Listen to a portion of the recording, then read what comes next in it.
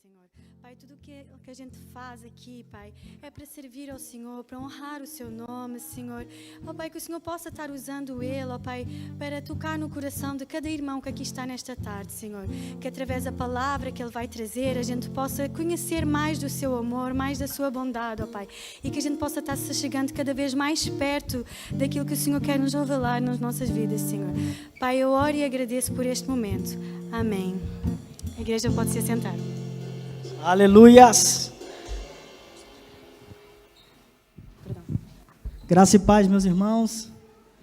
Boa noite a todos que estão aqui, aos nossos ouvintes que estão em casa, que Deus possa falar conosco de uma forma poderosa. Amém? Eu gostaria de compartilhar uma palavra aos nossos corações. Eu gostaria que os irmãos abrissem a Bíblia no Evangelho escrito por João, capítulo de número 6.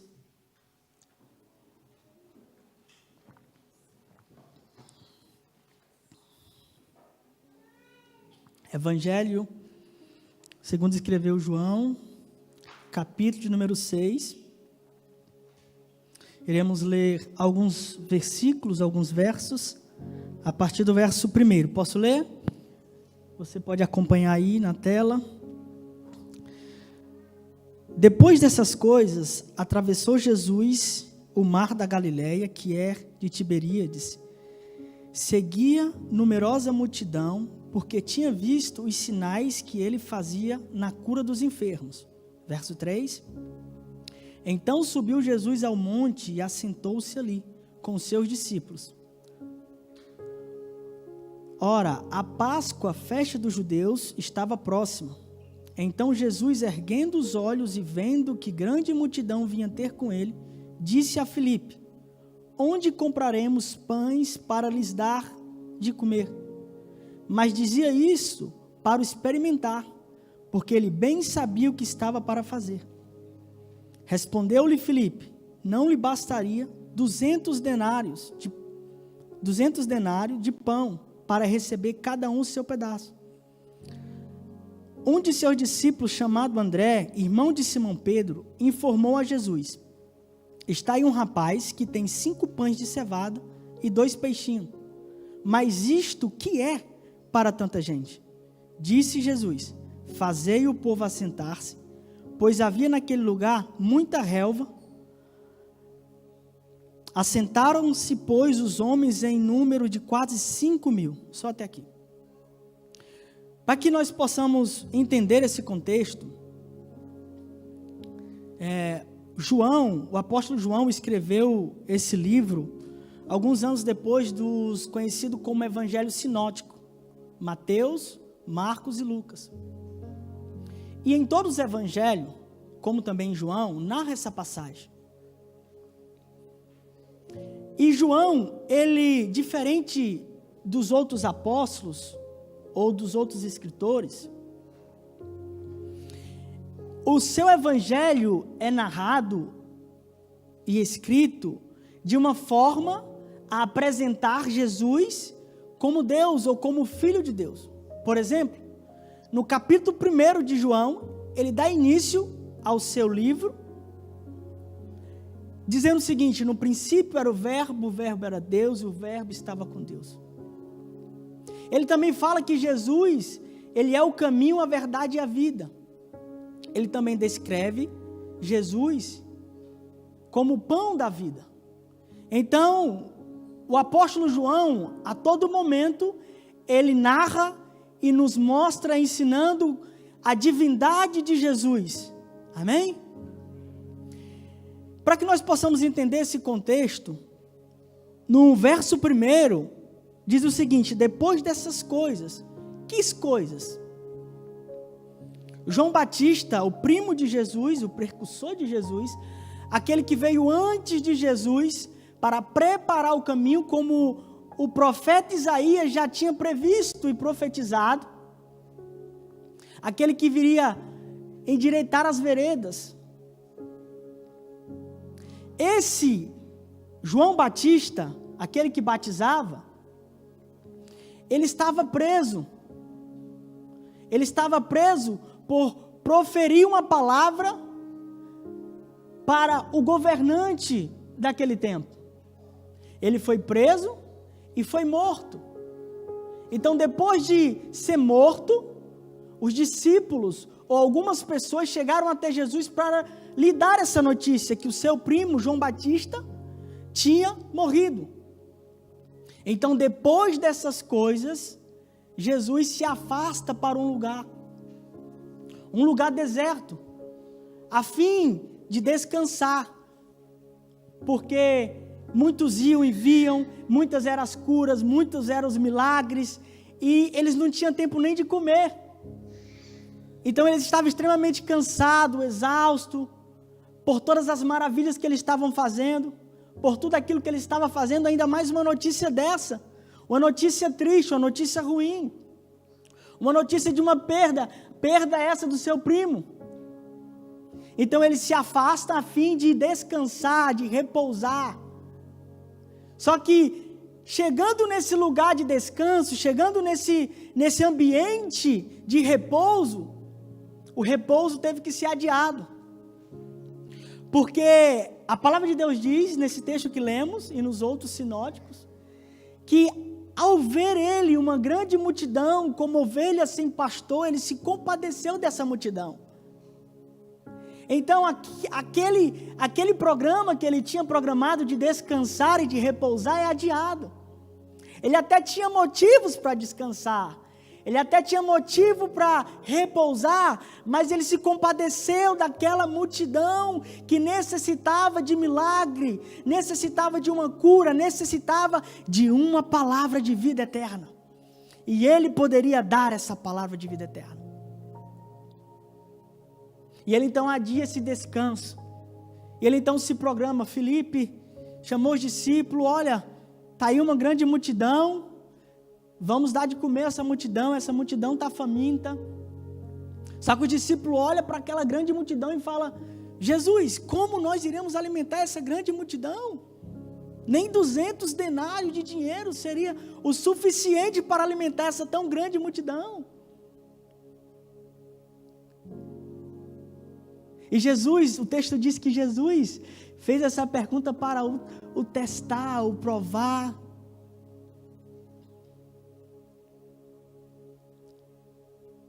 E eles então encontram um rapaz, o rapaz tem aqueles pães, aqueles peixes, decide compartilhar aquilo que tinha preparado, saiu de casa, provavelmente era o único que saiu de casa preparado, porque se alguém mais no meio daquela grande multidão, a Bíblia relata que era 5.000, né? Fora mulheres e crianças. Imagina uma grande multidão, somente uma pessoa com a lancheirinha, com a mochilinha, com um pãozinho de cevada.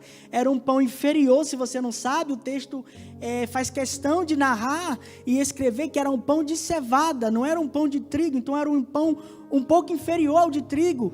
E fala que era peixinhos, provavelmente aqueles peixinhos salgados lá no Ceará, poderia ser aquela piabinha.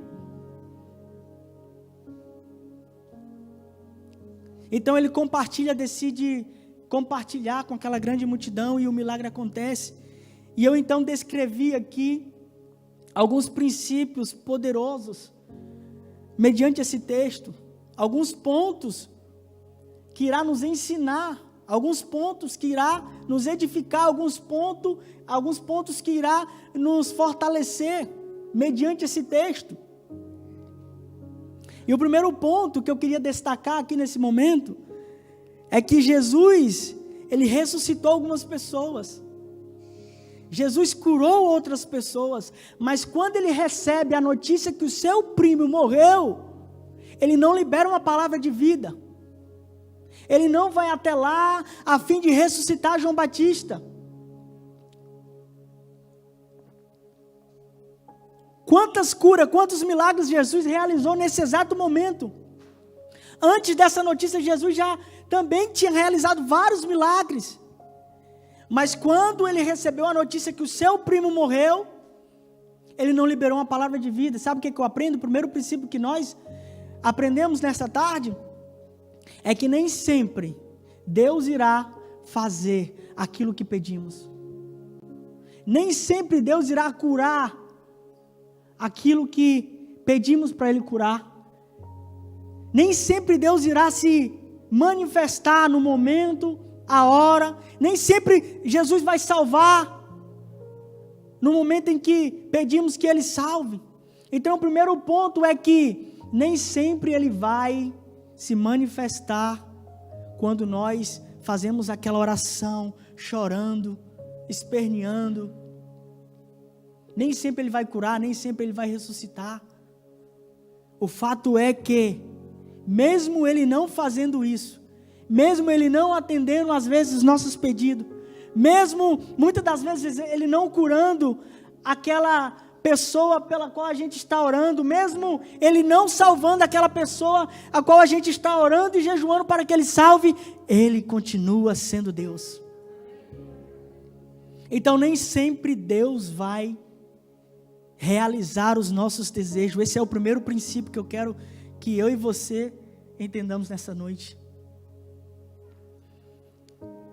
Nem sempre os nossos desejos e pedidos serão atendidos, irmão. O segundo ponto que nós aprendemos aqui é quem somos nós ao receber uma notícia desagradável.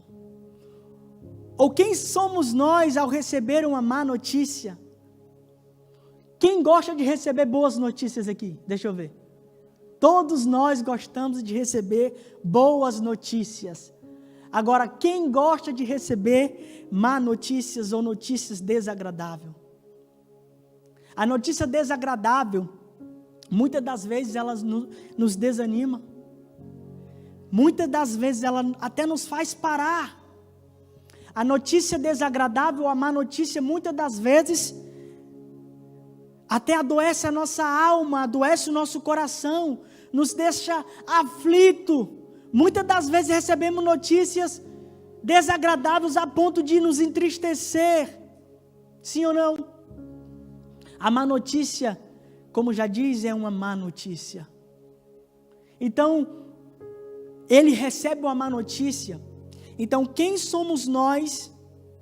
Quem somos nós ao receber uma má notícia? Quais tipos de atitudes temos ao receber essa má notícia? Nos entristecemos? Adoecemos? Paramos? Desistimos? Que tipo de pessoa eu e você ao receber uma notícia desagradável? Por exemplo, tem pessoas que ao receber uma notícia má, como essa, extremamente má, a perda de um ente querido, tem pessoas que adoecem, tem pessoas que ficam frustradas, tem pessoas que ficam com depressão, sim ou não? Tem pessoas que não querem mais viver, tem pessoas que quer parar, que quer desistir, porque essa má notícia veio como uma flecha no seu coração, e a ponto de te deitar no chão. Outras pessoas têm algumas atitudes de murmuração, sim ou não? Ao receber má notícias ou notícia desagradável, uma porta fechou, foi despedido do trabalho, está faltando dinheiro para pagar as contas, o filho se afastou, o esposo, o casamento não está legal. Ao receber uma má notícia, uma notícia desagradável, tem pessoas que murmuram, sim ou não? Pessoas que reclamam, pessoas que ao acordar e ao dormir, não para de falar murmuração, por causa da má notícia que recebeu. E existe ainda um outro tipo de pessoa que quando recebe uma má notícia, que quando recebe uma notícia desagradável, fica em silêncio e o que ele mais quer é se afastar e descansar e refletir e repousar um pouco. Foi isso que o nosso Jesus fez. Ao receber essa má notícia, ele chamou os discípulos, entrou no barco e se afastou para um campo deserto, para um lugar deserto, a fim de descansar e repousar. Então, que tipo de pessoas somos nós? Que tipo de filhos somos nós ao receber uma notícia desagradável? Eu não sei se você se identificou com a primeira pessoa, ou com a segunda, ou com essa. É claro que existe vários outros tipos de ações e reações, né? Mas eu separei somente essas três. Mas eu quero que você entenda que as má notícias chegarão. Irmão, que é isso? Você está com a oportunidade de pregar uma palavra de vida? Sim, essa palavra é de vida, mas eu quero te dizer que as notícias desagradáveis, infelizmente, um dia virá sobre a minha e a sua vida. Mas o que eu quero que você entenda é que essas má notícias que virão, essas notícias desagradáveis que virão, não se compara à boa notícia do Evangelho de Jesus Cristo. Assim como enquanto estivermos nesse mundo teremos aflições, nós teremos boas notícias. E eu vou citar algumas, Efésios capítulo de número 2, versículo de número 8, porque pela graça sois salvos por meio da fé, e isso não vem de vós, é dom de Deus, não vem das obras para que ninguém se glorie, porque somos feitura sua, criados em Cristo Jesus para as boas obras, as quais Deus preparou para que andássemos nela. Essa é uma boa notícia. Romanos 5, 10, 11, uma outra boa notícia. Se quando éramos inimigos de Deus, fomos reconciliados com Ele, mediante a morte de seu Filho, quanto mais agora, tendo sido reconciliados, seremos salvos por sua vida. Não apenas isso, mas também nos gloriaremos em Deus por meio de nosso Senhor Jesus Cristo, mediante quem recebemos agora a reconciliação. Esta é uma outra boa notícia, ainda tenho mais uma. João, capítulo número 1, verso 12 e 13. Contudo, aos que receberam, aos que creram em seu nome, deu-lhes o direito de se tornarem filhos de Deus, os quais não nasceram por descendência natural, nem pela vontade da carne, nem pela vontade de algum homem, mas nasceram de Deus. Meus irmãos, teremos aflições, receberemos más notícias, algumas portas se fecharão, perdemos algumas coisas, iremos passar por momentos de tribulações, mas a boa notícia do Evangelho é que nós fomos salvos por meio de Jesus Cristo. Amém, meus irmãos? Do mesmo jeito que iremos passar ou iremos receber algumas má notícias, Jesus Cristo também já deixou as boas novas do Evangelho. O Evangelho da reconciliação, o Evangelho da graça, o Evangelho que nos salvou. O terceiro ponto que eu destaquei, para que nós possamos aprender mediante essa multiplicação, é que a multidão seguia Jesus por uma necessidade passageira. Quantos estão comigo? Estão compreendendo? Então Jesus, a multidão, terceiro ponto, terceiro princípio que nós possamos aprender agora. A multidão seguia Jesus, verso 2, seguia uma numerosa multidão, porque tinha visto os sinais que ele fazia na cura dos enfermos. Então veja, a multidão seguia Jesus, por quê? Porque viram que Jesus curou muitos enfermos. Então essa multidão seguiu Jesus com um propósito, qual? De adorar? De o amar? De se render aos seus pés? Não, seguiu a Jesus com um propósito pessoal, a fim também, quem sabe, de ser curado ou transformado. Porque o texto, o verso fala que essa multidão seguia Jesus porque viu que ele realizava milagres, sim ou não?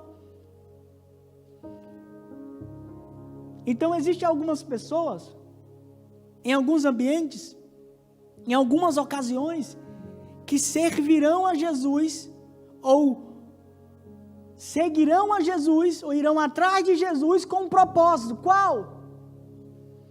De que Jesus o cure, de que Jesus atenda às suas necessidades, de que Jesus transforme a sua vida. E é louvável sim que nós tenhamos as nossas necessidades. Todos nós temos as nossas necessidades. Todos nós temos os nossos momentos. Todos nós temos coisas que somente Jesus vai fazer. Mas enquanto a multidão seguia Jesus por causa de uma necessidade natural e passageira, Jesus as recebia para suprir uma necessidade espiritual e eterna. Você compreendeu? Enquanto a multidão seguia Jesus para que ele suprisse as suas necessidades pessoais e passageiras, Jesus as recebia para suprir necessidades espirituais e eternas. Você entendeu? E em Marcos, que narra esse mesmo acontecido, Marcos 6,34 diz o seguinte, ó. Quando Jesus saiu do barco e viu grande multidão, teve compaixão deles, olha só, porque era como ovelha sem pastor. Então começou a ensinar-lhes muitas coisas. Enquanto a multidão seguia Jesus para ser curado, Jesus ensinava-lhes muitas coisas acerca do reino de Deus. Sabe por quê? Muitos de nós podemos até ser curados. Muitos de nós podemos até alcançar algumas necessidades, mas tudo isso é passageiro e momentâneo. Mas a palavra de Deus, ela é eterna e poderosa. A palavra de Deus é de extrema importância e valia, a ponto de ela ter o poder e a capacidade de nos libertar. Quantos conhecem João 8, 31 e 32? Jesus dizia, pois, aos judeus que criam nele: se vós permanecerdes na minha palavra, verdadeiramente sereis meus discípulos, e conhecereis a verdade, e a verdade... Então a palavra de Deus, ela é tão poderosa, que ela nos liberta. Então, enquanto a multidão seguia Jesus, a fim de ser curada, Jesus se importava em ensinar-lhes a sua palavra, a fim de lhes libertar.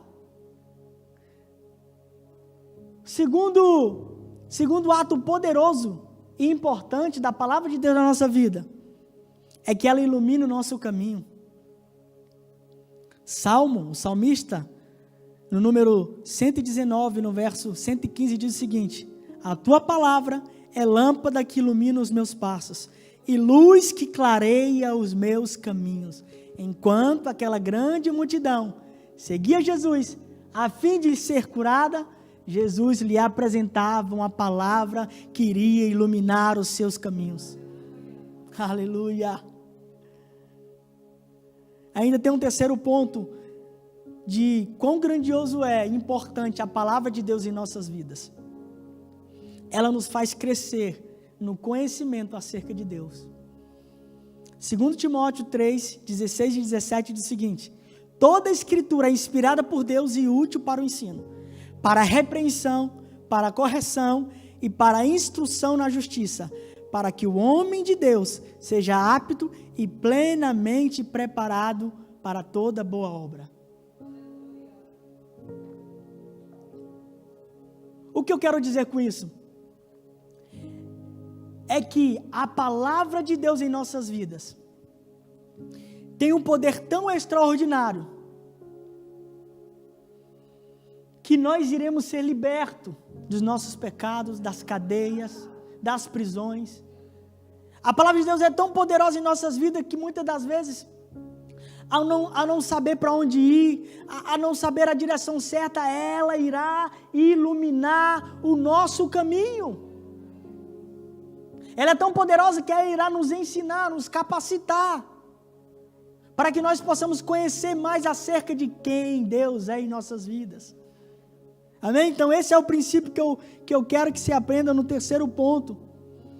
Sobre enquanto a multidão seguia Jesus para uma necessidade natural e passageira, Jesus lhes recebia para suprir uma necessidade eterna. O quarto ponto que nós vamos aprender, verso 3, 4 e 5, Jesus nos ensina sobre compaixão. Veja bem, 3, 4 e 5 diz o seguinte, ó: então subiu Jesus ao monte e assentou-se ali com os seus discípulos. Ora, a Páscoa, festa dos judeus, estava próxima. Então Jesus, erguendo os olhos e vendo que grande multidão vinha ter com ele, disse a Filipe: onde compraremos pães para lhes dar de comer? Jesus tinha todos os motivos para repousar, para descansar, sim ou não? Estava cansado, não tinha nem comido ainda, tinha recebido uma má notícia, tinha recebido uma notícia desagradável, mas ao olhar aquela grande multidão, Jesus sentiu compaixão. E Jesus quer nos ensinar, como ensinou os discípulos, a ter compaixão, meus irmãos, muitas das vezes, por causa dos nossos afazeres, por causa das nossas frustrações, por causa da nossa ocupação, trabalhar muito, estamos muito cansados, estamos estudando muito. Às vezes a gente esquece de olhar à nossa volta e ver que existem pessoas que estão necessitando de uma palavra, necessitando de algo, necessitando de um abraço. E muitas das vezes, negligenciamos, como eu negligenciei algumas vezes.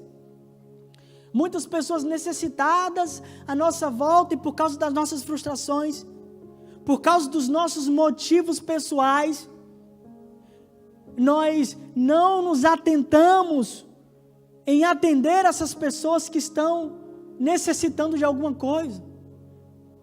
Eu não sei se você já foi negligente em relação a isso, a não se atender ou não estar atento que à sua volta, na sua família, na sua vizinhança, na sua escola, no seu trabalho, pessoas estão com a necessidade de algo e por causa das nossas frustrações, por causa dos nossos afazeres, não nos atendemos e não prestamos atenção que pessoas ao nosso redor precisam e estão necessitadas. Eu não sei você, mas eu já negligenciei isso. E o que Jesus quer nos ensinar com esse quarto ponto, nesse versículo 3, 4 e 5, é que nós podemos ter todos os motivos do mundo. Nós podemos estar frustrados, decepcionados, as portas podem estar fechadas, podemos estar aflitos, mas Ele quer que mesmo com todos os motivos do mundo, nós venhamos estar ligados que existem pessoas ao nosso redor que necessitam de algo. Você concorda com isso?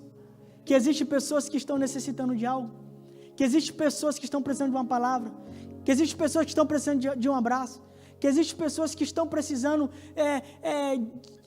de você estender a mão, de uma oração, não sei, mas existem pessoas necessitadas à nossa volta. E a pergunta é: o que nós iremos fazer depois dessa mensagem? O que nós iremos fazer depois dessa mensagem? O que Deus quer que eu e você faça é que nós venhamos se ligar, estar atento, ok? Então nesse quarto ponto, o que o Espírito de Deus quer me ensinar, quer te ensinar, é que nós, com todos os motivos do mundo, irmão, por mais triste que estejamos, pessoas à nossa volta estão necessitando de algo, e muitas das vezes não atendemos essas necessidades, e aí já vai ser tarde demais. Muitas das vezes não socorremos e já vai ser tarde demais. Muitas das vezes não perdoamos e não pedimos perdão e depois já vai ser tarde demais. Muitas das vezes deixamos passar essa oportunidade de socorrer alguém e depois já vai ser tarde demais. O que vem no nosso coração é o remorso. O que vem no nosso coração é o: se eu tivesse feito, se eu tivesse ajudado, se eu tivesse abraçado, se eu tivesse apoiado, se eu tivesse ensinado, se eu tivesse estendido a mão, mas já vai ser tarde demais. Sim ou não? Então, o que o Espírito de Deus quer nos ensinar nesse quarto ponto, independentemente dos motivos que você tem, pessoas necessitadas estarão sempre à nossa volta. E eu e você, como igreja, como filho de Deus, temos a responsabilidade e o compromisso de estender a mão. Você concorda com essa palavra? Nós, como filhos de Deus, temos responsabilidades de estender as mãos, de liberar uma palavra, de abraçar, de socorrer pessoas. Nós, como igreja e como filho de Deus, temos responsabilidades.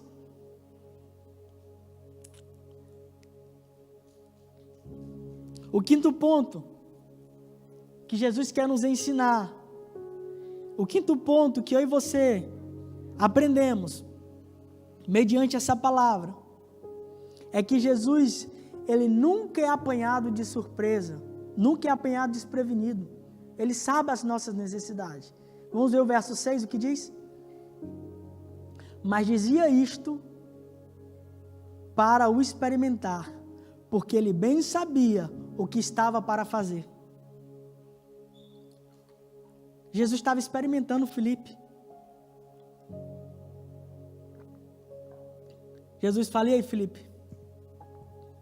Comprar pão. E aí, o que vamos fazer? Está aí a multidão está faminta. Os necessitados estão aí à nossa volta. Estão vindo de encontro a nós. E aí, vamos comprar pão, vamos dar de comer. O discípulo fala assim: libera a multidão. Nós não temos capacidade de ajudar. Nós não temos capacidade de estender a mão. Nós não temos capacidade de suprir essas necessidades, Jesus. Não, dá voz de comer. A responsabilidade é nossa. E Jesus estava fazendo isso para os testar. Porque ele já sabia o que iria fazer. Quinto ponto é que ele não é pego de surpresa, irmão. Olha o que diz aqui o salmista, Salmo 139, verso 4. Antes mesmo que a palavra me chegue à língua, tu já as conheces inteiramente, Senhor. Então ele não é pego desprevenido. Não pense que quando a porta se fechou para você, ele foi pego desprevenido. Não pense que quando a má notícia chegou para você, ele foi pego desprevenido. Não pense que quando coisas desagradáveis aconteceram na minha e na sua vida, ele foi pego desprevenido. Não, irmão. Ele é soberano. Ele é onisciente. Ele é onipotente. Ele é onipresente. Ele sabe de todas as coisas. Então, antes mesmo que algo aconteça na nossa vida, seja coisas boas ou coisas desagradáveis, ele já o conhece. Então entenda que quando coisas desagradáveis acontecerem na nossa vida, ele já sabia. Então Jesus nunca vai ser pego desprevenido. E mediante a isso sempre ele terá uma resposta. Mediante a isso sempre ele terá uma resposta, meu irmão. Pode ter certeza, porque ele é fiel. Ele fala assim, Mateus escreve e fala assim: olha, vós que sois maus, sabeis dar boas dádivas para os vossos filhos, quanto mais o vosso Pai Celestial. Porventura ele não saberá dar boas dádivas aos seus filhos? Meu irmão, nem sempre vai ser como planejamos, nem sempre vai ser como esperamos, mas uma coisa é certa, ele não é pego desprevenido, meu irmão, e ele sempre vai ter uma resposta. Ele sempre vai se manifestar no momento certo, no tempo certo.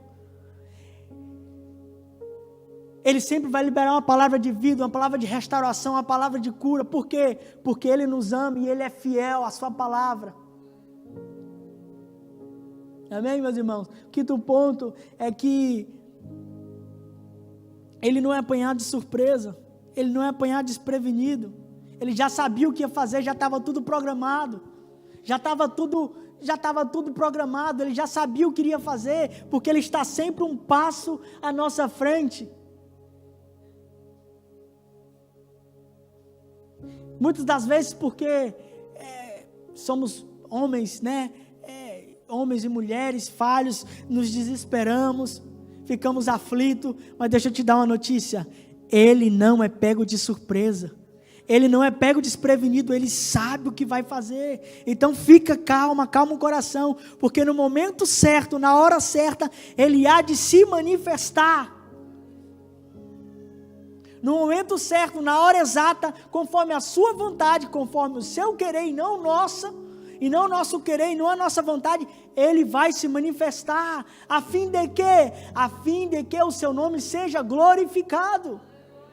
Jesus se manifesta a fim de que o seu nome seja exaltado, a fim de que o seu nome seja glorificado, a fim de que ele seja reconhecido sobre toda a terra. Então o que nós podemos aprender com esse quinto ponto? é que Ele conhece as nossas necessidades, é que Ele não é pego desprevenido, e acalma o coração, fica tranquilo, que Ele, em um momento, na hora certa, Ele irá se manifestar. Sexto ponto, baseado no verso 8 e 9, vamos ler? Verso 8 e 9. Um de seus discípulos, chamado André, irmão de Simão Pedro, informou a Jesus: está aí um rapaz que tem 5 pães de cevada e 2 peixinhos. Mas que é isto para tanta gente? Veja bem, aquele rapaz que saiu de casa preparado, que saiu de casa com a sua lancheirinha, ele poderia dizer não. Ele poderia ir para um lugar reservado, escondido, e comer os seus 5 pães e os seus peixinhos. E mesmo ele depositando nas mãos de Jesus, o discípulo ainda despreza. Você lê o texto, você leu comigo. Um dos discípulos diz assim: mas o que é isto para tanta gente? O que é isto para tamanha multidão? Mas enquanto os discípulos desprezavam, aquele jovem acreditou que Jesus poderia realizar um grande milagre. Porque veja bem, se aquele jovem não acreditasse ou não tivesse fé que Jesus poderia realizar um grande milagre, você acha que ele teria dado? Ele mesmo teria dito: olha, eu tenho aqui alguns pães e peixe, mas o que é isso para uma grande multidão? Mas não foi ele que falou, foi o próprio discípulo de Jesus. Então eu acredito que aquele jovem creu, teve fé, por ele e pelos discípulos. E muitas das vezes, nós olhamos para aquilo que temos e nos achamos inferior, ou nos rebaixamos. Eu não tenho uma grande voz, então eu não vou servir. Eu não sou um grande músico, então eu não vou tocar. Eu não sou um grande orador, então não vou orar. Eu não sou um grande pregador, então não vou pregar. Eu não tenho muitos recursos, então eu não vou contribuir. Eu não tenho muito, então não vou fazer. Mas deixa eu te dar uma notícia: assim como esse jovem tinha apenas pãezinho de cevada, que era inferior, mesmo sendo tão pouco, ele se disponibilizou a servir a Jesus. Ele se disponibilizou a servir pessoas. Ele se disponibilizou a servir aquela grande multidão, mesmo com pouquinho que ele tinha. Meu irmão, não espere ser um grande músico para cantar, para tocar. Não espere ser um grande teólogo para falar de Jesus. Não espere ser um grande pregador para dizer que Jesus salva, liberta e cura. Não espere ser um grande empresário para abençoar a obra de Deus. Não espere ter muitos bens e recursos para socorrer pessoas. Com o pouco que você tem, Deus vai realizar grandes milagres em nossa vida e por meio de nossa vida, na vida de outras pessoas. Então esse ponto nos ensina e nos mostra que mesmo com pouco que você tem, Jesus vai usar. Pode ter certeza disso. Mesmo com pouquinho que você tem, mesmo sendo inferior ao do seu irmão do lado, mesmo sendo menor do que o seu irmão do lado, Jesus vai te usar desse jeito. Imagina 5.000 homens, só homens, fora mulheres e crianças. Alguns estudiosos dizem que é 15.000 ou 20.000 pessoas. Imagina uma tão grande multidão sendo alimentada por 5 pãezinhos de cevada.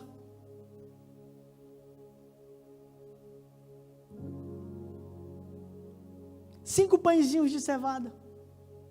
Alguns peixinhos, piabinha pequenininho. Imagina, uma grande multidão sendo alimentada por aquilo de tão pouco que ele tinha.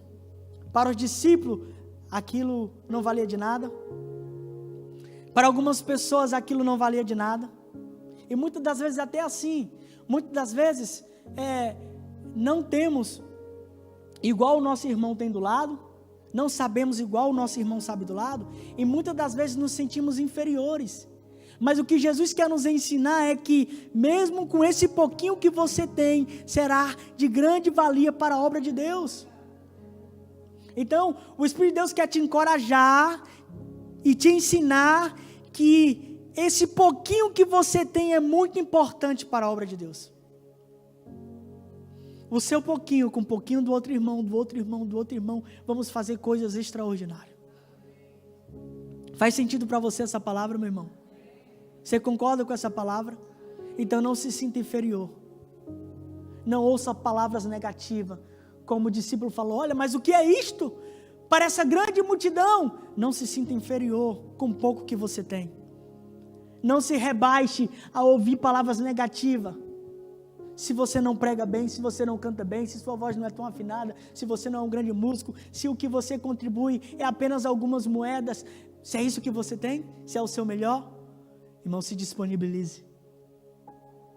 Porque mesmo sendo tão inferior e pouco, mesmo até as pessoas à sua volta, mesmo até muitos familiares, o pai ou a mãe, alguns irmãos, até rejeitando esse pouquinho que você tem, Jesus vai te usar dessa forma. Então esse é outro princípio. Sexto princípio é que sirva as pessoas e a Deus, mesmo que seja com o pouco que você tem. Amém, meus irmãos? E eu vou finalizar agora o último ponto, para a gente correr para o final. Quantos estão entendendo essa palavra? Faz sentido essa palavra? Para finalizar,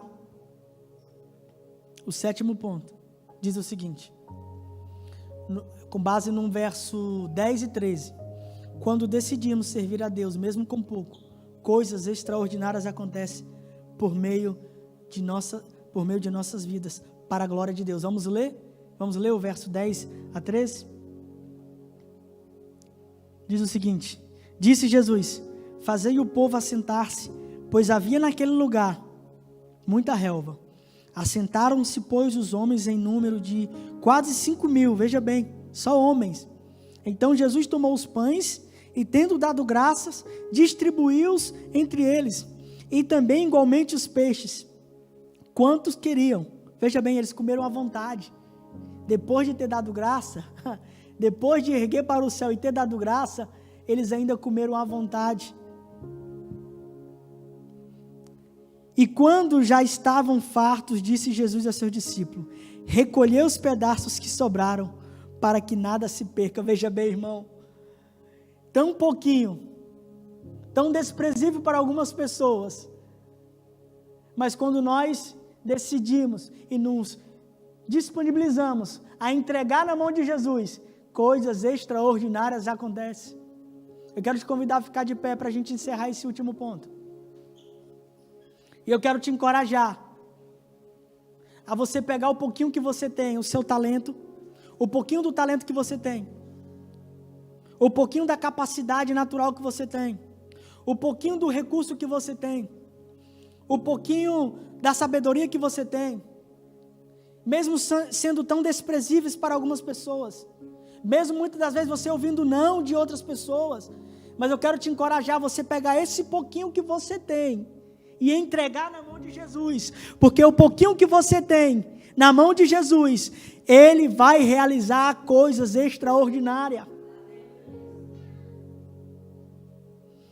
Eu queria repetir para que você, será difícil de gravar, mas para que você compreenda que o que nós aprendemos com base nessa passagem da multiplicação dos 5 pães e 2 peixes, é que Jesus ressuscitou algumas pessoas e não ressuscitou João Batista. Nem sempre Ele irá curar e atender às nossas orações.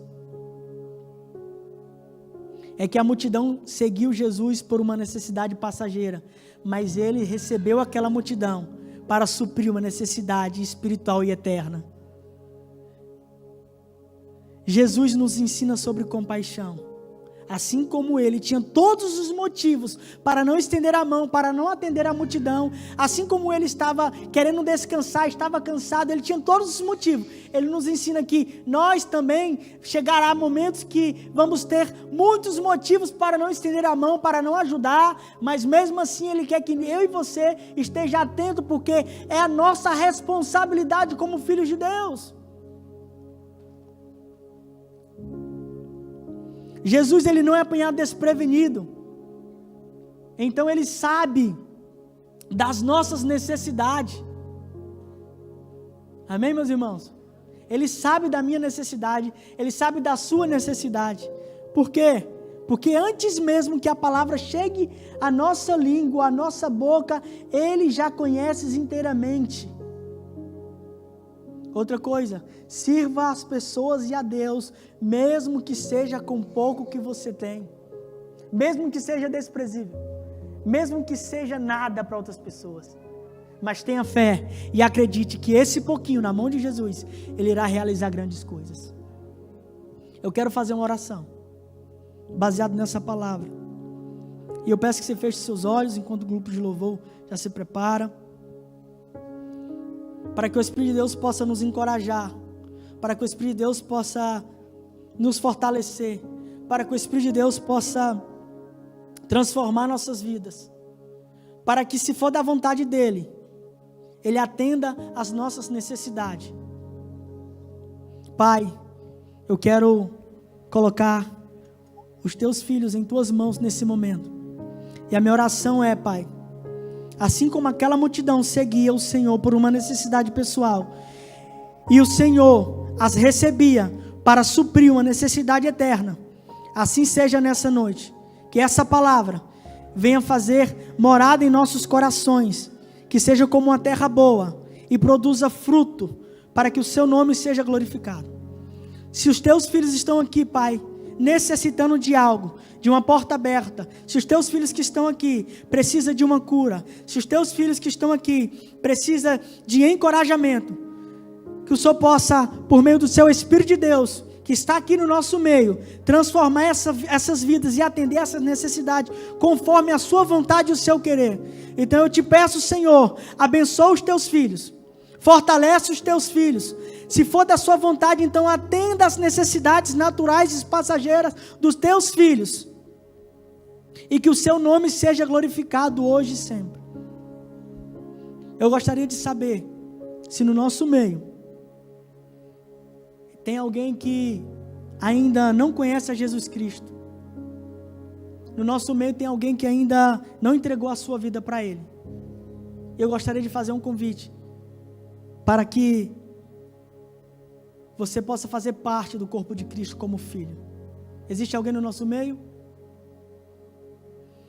A outra pergunta é se existe alguém que já conhece a Jesus Cristo. Aí em casa também, se você está me assistindo, você conhece a Jesus Cristo, mas você ainda não firmou um compromisso com Ele, ou está desanimado, está afastado, e quer reconciliar, quer voltar. Existe aqui no nosso meio alguém que quer voltar para Cristo, conhece Jesus Cristo, já teve contato com Jesus Cristo, mas ficou triste, desanimado por alguma coisa, e hoje quer retornar? Não? Então vamos cantar uma canção, e que Deus possa abençoar as nossas vidas, fortalecer os nossos corações, trazer ânimo à nossa alma, revigorar as nossas forças, levantar o caído, fortalecer o fraco, curar o enfermo e libertar os cativos. Amém? Que Deus te abençoe em nome de Jesus.